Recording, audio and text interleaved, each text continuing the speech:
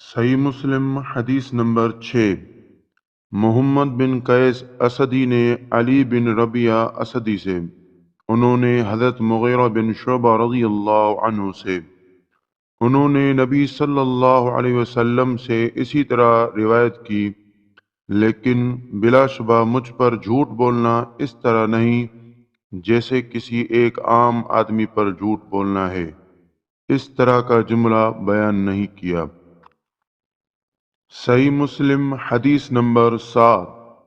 معاذ عنبری اور عبد الرحمن بن مہدی دونوں نے کہا، ہم سے شعبہ نے بیان کیا، انہوں نے خبیب بن عبد الرحمن سے، انہوں نے حفص بن عاصم سے روایت کی، کہا رسول اللہ صلی اللہ علیہ وسلم نے فرمایا، آدمی کے جھوٹا ہونے کے لیے یہی کافی ہے کہ وہ ہر سنی ہوئی بات بیان کر دے۔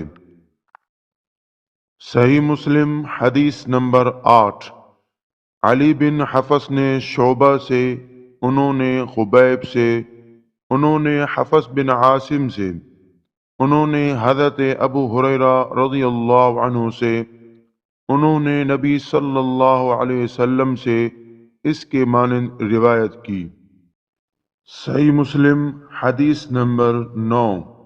ابو عثمان نہدی سے روایت ہے، کہا عمر بن خطاب رضی اللہ عنہ نے فرمایا، آدمی کے لیے جھوٹ سے اتنا کافی ہے جس کی بنا پر وہ جھوٹا قرار دیا جا سکتا ہے کہ وہ ہر سنی ہوئی بات بیان کر دے۔